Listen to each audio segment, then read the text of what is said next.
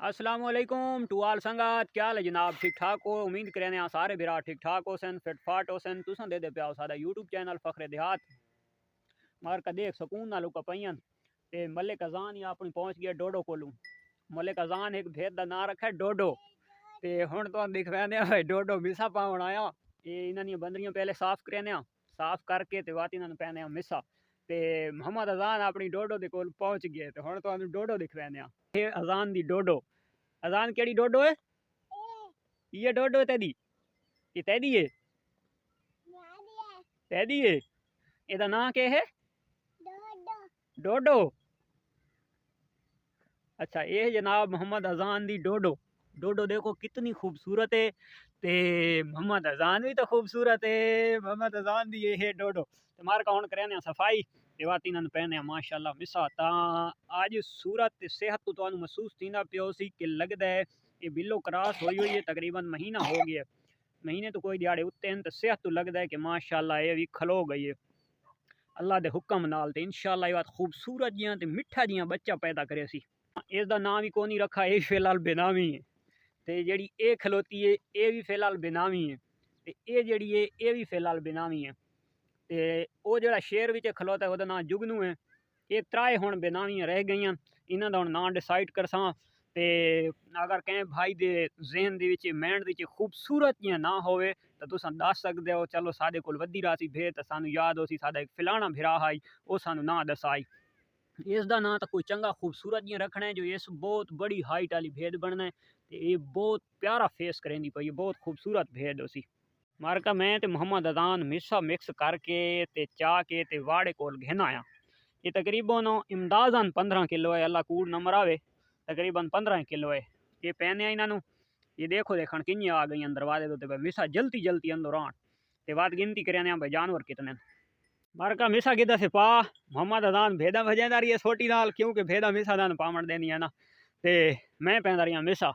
अच्छा हुण जानवर गिनते हैं 2 ते 2 4 एक खलोते न वड्डे 4 ते 3 7 8 9 10 11 12 ते 13 जानवर हैं वो निके जुगनू तो इलावा ये तकरीबन 15 किलो मिसा 13 जानवर पा छोड़ा है तो ये इन्हों का सुबह का नाश्ता है। हर का भेदा मिसा पा छोड़ा है ये जोगी हुण छोटू गैंग चेक करें ये छोटू गैंग की पोजीशन दे पे हो ये कदा इतने भेदा बधी हुई होवे ना तो ये चीज़ न बचिया ते मिस्से दे विच शौक दे नाल ये जिहड़ी छोटी पतरी होंदी है ना ये पतरी भेद शौक नाल खांदी है ते जिहड़ी बकरी है ये बकरी सिर्फ ये फली खांदी है ये वाली जिहड़ी फली है ना ये बकरी खांदी है शौक नाल ते ये जिहड़ी तले पतरी छतरी भेद सारा मिस्सा भी ते ये पतरी ज़्यादा शौक नाल खांदी है। अगर इत्थे एक भी भेद बधी हुई होवे आ ना ये बंदरी दे विच खुराणी दे विच मिस्सा बच्चा होया ना होवे आ ये हुण जिहड़ा कल सैकेंड टाइम इन्हां नूं पाया आई ते इन्हां छोटू गैंग बचा रखा है।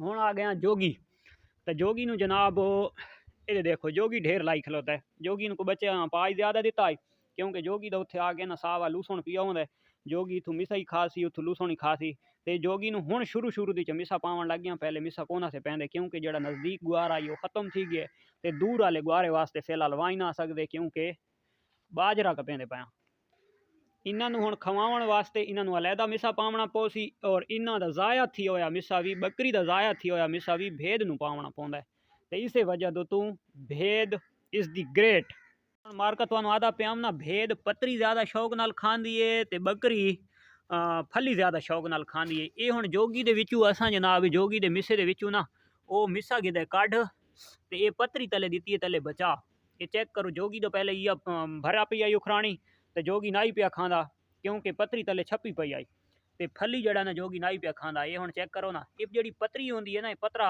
ये बहुत ज़्यादा नमकीन होंदा है जोगी हुणे पतरी खावन लग गए ये जिहड़ा मिसा है ये असां कढ मारका ये हुण जोगी वाले जड़ियाँ फलियां फलियां वो रोल के असां आके घात दित्तियां इन्हां नूं ये हुण उन्हां दीयां फलियां खावन लग गए पर जिहड़ी ये पतरी है ना ये पतरी या जोगी खासी ते या ये कढ के ते भेदां नूं पैसूं ये पतरी भेदां शौक नाल खासन इन्हां इस दे विचों वध फली चुन के खा गिननी है।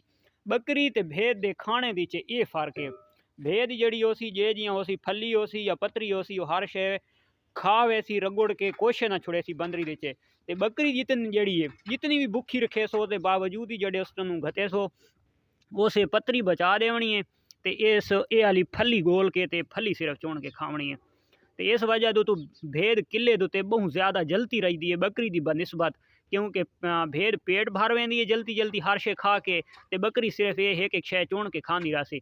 ते चुनन नाल यानी कि बकरी 2 घंटा नीचे अगर एक टाइम का पेट भरेंदी है तो भेद उसकी निस्बत 1 घंटे के विच रज वेंदी है। घर का माशाल्लाह टाइम थी गया 2:15, नमाज शमाज पढ़ गई दी ते हुण पहुँच गए अपने वाड़े दे विच। इन्हें सवेरे वाला पानी पी छोड़ा, दोबारा वत भर छोड़ा है, सवेरे ले जड़ा इन्होंने मिसा पाया आई तो ये चेक कर सकते हो। ये सिर्फ लकड़ियाँ बच गई, हार्ड लकड़ियाँ। ये चने के मिसे दियाँ होनियां, ये मूंगी के मिसे दियाँ नहीं होनियां। मूंगी के मिसे का तुहानू दाना भी नज़र ना आसी। जो अगर होनियां ये बकरियाँ तो इत्थे बहुत सारा गंदूस बच्चा पिया हुआ, लेकिन इन्हों विचों गोल गोल के ना बिल्कुल कोई मिसे का दाना नहीं छोड़ा, सारा खा गई ने। तले मिट्टी बची है, ये कक्की रेत है, ते यावत बच्चा है तो लकड़ियाँ बचियां। तो हुण इन्होंने खड़े पे माशाल्लाह चराई वास्ते। अच्छा तो आई तो बहुत मजे था टापे के मारका सवेरे ले इन्होंने 13 जानवर हैं, 13 जानवरों मैं पाया आई 15 किलो तकरीबन मिसा इमदादन। तो 15 किलो मिसा तकरीबन बनता है 375 रुपए का। 375 रुपया इन्हें सुबह का खादा ही उस तू इस टाइम तक कोई चीज़ नहीं पाई। हुण मैं इन्होंने करना वदा चराई तो इसे तो रज वैसे तो समझो अगर वत मैं मिसा ही हूँ सैकेंड टाइम पावा तो 375 का वत हूँ मैं मिसा पा छोड़ा। ये अजकल के रेट नाल हुण 1000 रुपया इस टाइम मन का रेट हो गया है। साढ़े कोल कोटला जाम दे उत्थे सटाकी बैठे तो वो सेल करेंदे पैन 1000 रुपये मन। तो ये मैं अजकल के रेट का दसना पिया, मैं गिद्धा होया सस्ता है। अगर अजकल वाला रेट भी मैं लावा तो मेरा तकरीबन 750 रुपये नाल 13 जानवर 9 वड्डे ते 4 छोटे वो तकरीबन एक दिहाड़ कढ़े ने। तो ये तुस हूँ 13 जानवरों तो आप हिसाब ला गिनना 750 रुपये है तो ये बहुत कम खर्चा पौंदा पिए मिसे दे। मिसे दे विच माशाल्लाह तुहानू बहुत प्रॉफिट है, मिसे दे माल पालो उस दे विच प्रॉफिट बहुत ज़्यादा है।